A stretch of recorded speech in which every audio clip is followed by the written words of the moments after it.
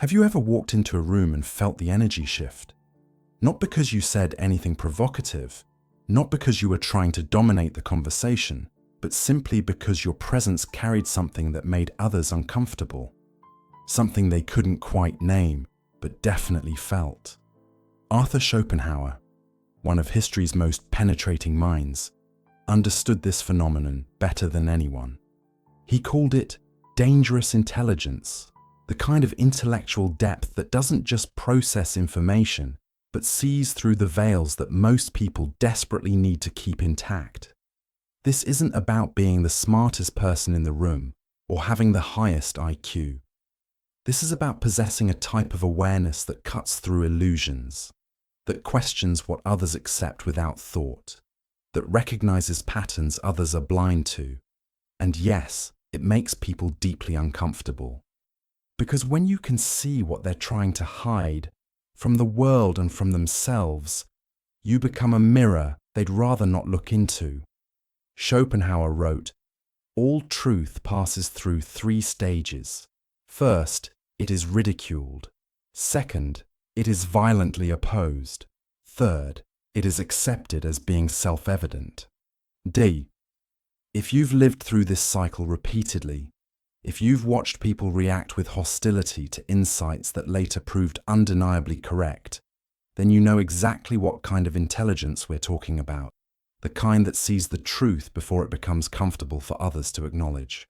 Today, I want to show you 7 unmistakable signs that you possess this rare and often isolating form of intelligence. These aren't traits to be ashamed of or to suppress. They're indicators of a mind that operates on a frequency most people aren't equipped to understand.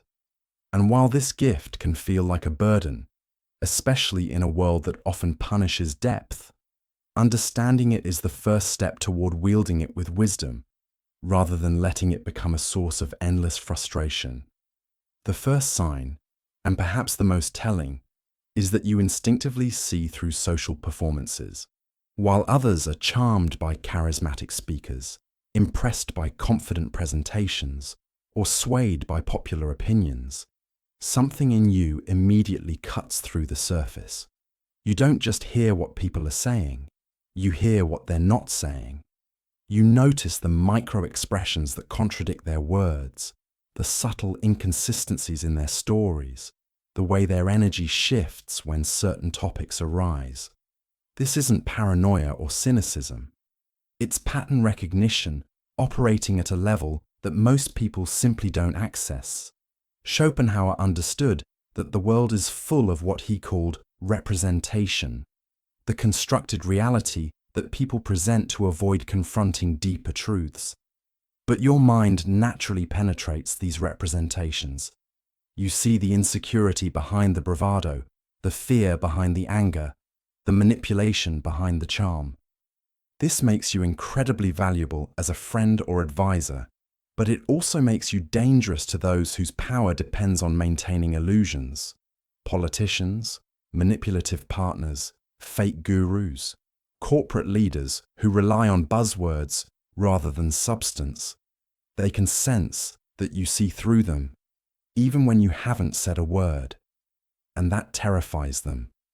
You might have noticed that certain people become hostile toward you for seemingly no reason. They haven't gotten to know you. You haven't challenged them directly, but something about your presence puts them on the defensive. What they're responding to is your ability to see past their carefully constructed facades. Your mere existence is a threat to their house of cards. The second sign is more subtle, but equally powerful. You naturally question fundamental assumptions that others accept as absolute truth. While most people operate within the boundaries of conventional thinking, your mind automatically asks, but what if the opposite were true? Or who benefits from people believing this? This isn't rebelliousness for its own sake. It's intellectual honesty taken to its logical conclusion. Schopenhauer was famous for this kind of thinking. When the entire philosophical establishment was focused on grand systems and absolute truths, he asked uncomfortable questions about the role of suffering, the nature of desire, and the illusions we create to make life bearable. His ideas weren't popular because they stripped away comforting beliefs that most people needed to function. If you possess this type of intelligence, you've probably found yourself in situations where everyone else is nodding along to something that strikes you as obviously flawed. Maybe it's a work meeting where everyone's praising a strategy that you can see will fail. Maybe it's a social conversation where popular assumptions go unchallenged, even though the evidence contradicts them. Your mind automatically generates questions that others either haven't thought of or are uncomfortable considering. This makes you invaluable in situations that require genuine problem solving, but it also makes you a target when people are more invested in maintaining comfortable illusions than finding actual solutions. You become the person who ruins conversations by introducing complexity, who overthinks situations that others prefer to keep simple, who asks difficult questions when everyone else wants easy answers. The third sign manifests in your relationship with solitude, and it's perhaps the most misunderstood aspect of dangerous intelligence. You don't just tolerate being alone. You actively seek it, need it, crave it like others crave social stimulation. This isn't antisocial behavior or depression. It's your mind recognizing that it operates best when it can process information without the noise of other people's projections, expectations, and emotional needs. Schopenhauer himself was notoriously solitary, not because he disliked humanity, but because he understood that profound thinking requires space away from the constant chatter of society. He wrote, "A man can be himself only so long as he is alone, and if he does not love solitude, he will not love freedom, for it is only when he is alone that he is really free." If you have dangerous intelligence, you've probably discovered that your best insights come not during conversations or group activities, but during long walks alone, quiet evenings without stimulation, or moments of complete mental stillness. Your mind needs this space to connect patterns, to process complex information, to reach conclusions that aren't influenced by groupthink or social pressure. But this need for solitude often confuses and threatens others. In a culture that equates social activity with mental health, your preference for alone time gets misinterpreted as depression, arrogance, or antisocial tendencies. People take your need for space personally, as if it's a rejection of them rather than a requirement for your intellectual well-being. What they don't understand is that you're not withdrawing from them. You're withdrawing to a place where your mind can operate at full capacity. And when you emerge from these periods of solitude, you often bring insights that others couldn't have reached through conventional social processing. If you're recognizing yourself in these patterns, if you're starting to understand why solitude feels necessary rather than lonely, then you're ready for deeper explorations of how the mind truly works. Subscribe, because there's so much more about dangerous intelligence that most people never discover. This creates a cycle where you're most valuable to others precisely because you regularly separate yourself from them. The fourth sign is perhaps the most socially challenging. You have an almost compulsive need to speak uncomfortable truths, even when you know it will cost you. This isn't about being contrary or seeking attention. It's about an internal pressure that builds when you see everyone agreeing to obvious falsehoods or ignoring critical problems that need addressing. Schopenhauer faced this constantly. His philosophical insights often contradicted not just popular opinion, but the fundamental assumptions that allowed society to function smoothly. He could have kept his ideas to himself, published safer work, maintained better relationships with his academic colleagues. But something in him couldn't let important truths remain unspoken, even when speaking them guaranteed conflict. If you recognize this pattern in yourself, you know the internal tension it creates. You see someone making a decision based on clearly flawed reasoning, and something in you feels compelled to point out the problems, even though you know it will make you unpopular. You watch groups of people convince themselves of things that aren't true, and you feel almost physically unable to remain silent, even though you understand the social cost of speaking up. This compulsion often manifests in professional settings where you find yourself being the person who points out that the emperor has no clothes. While everyone else is praising a new initiative, strategy, or leader, you're the one asking practical questions about implementation, identifying potential problems, or noting that similar approaches have failed in the past. Your colleagues might appreciate your insights privately, but publicly, you become known as negative, difficult, or not a team player. The tragedy is that you're often right. The problems you identify do manifest, the approaches you question do fail, the concerns you raise do become real issues.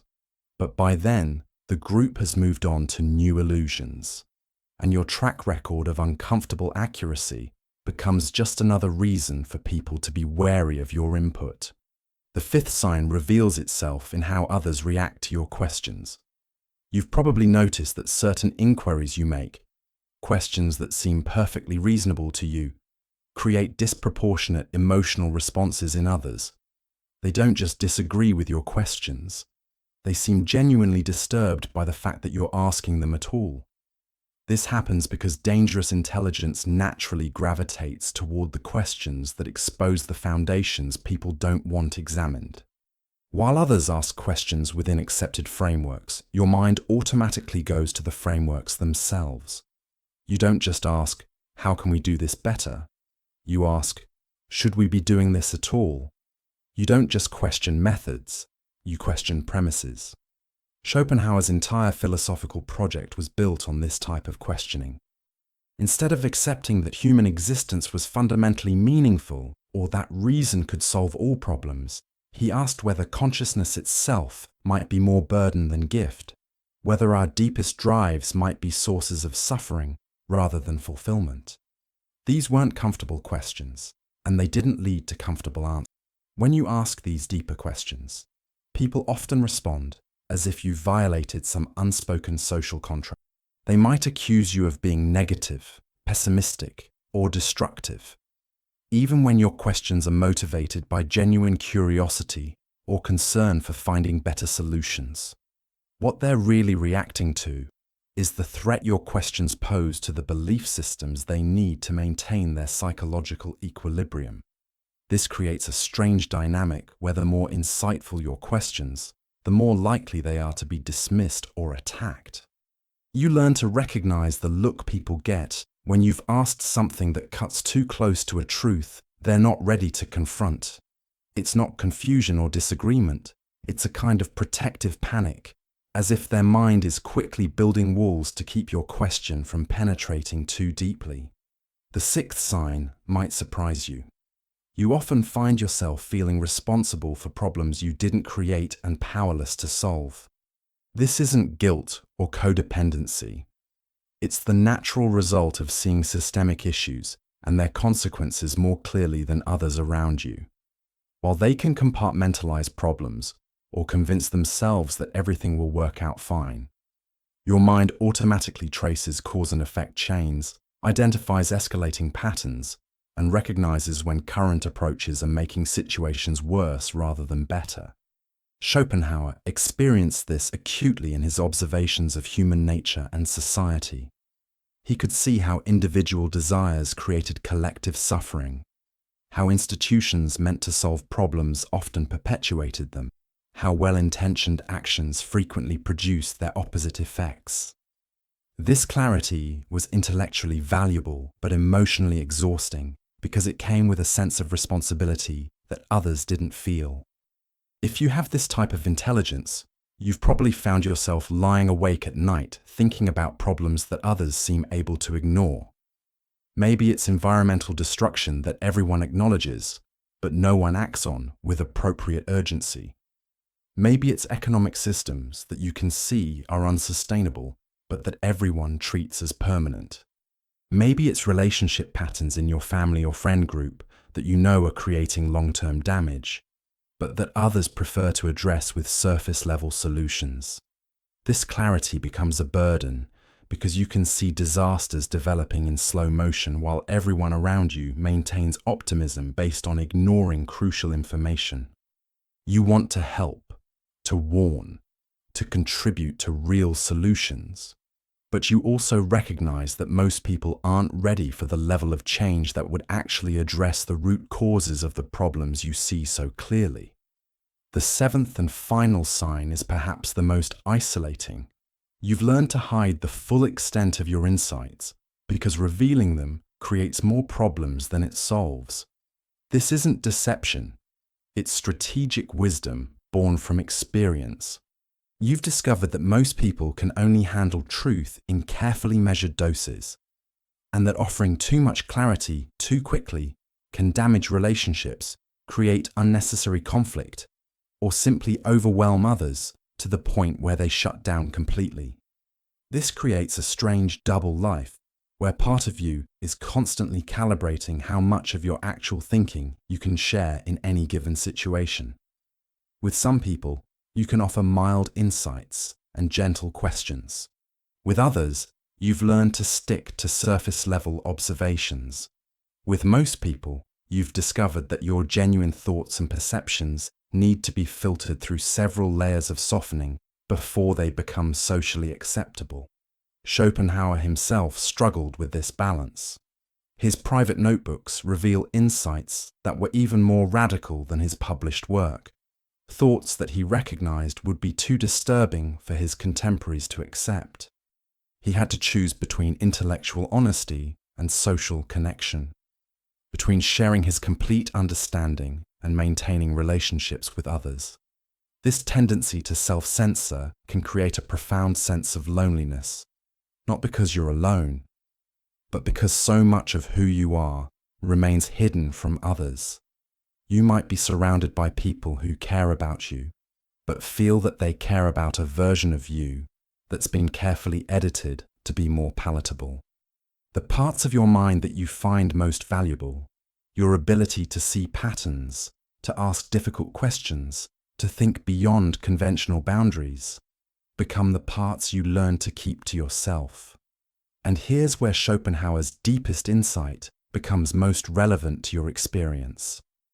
He understood that consciousness itself is both a gift and a burden, that the very capacity for deep awareness that makes you valuable also makes you vulnerable to forms of suffering that others never experience. The price of seeing clearly is seeing things that others are protected from by their limitations.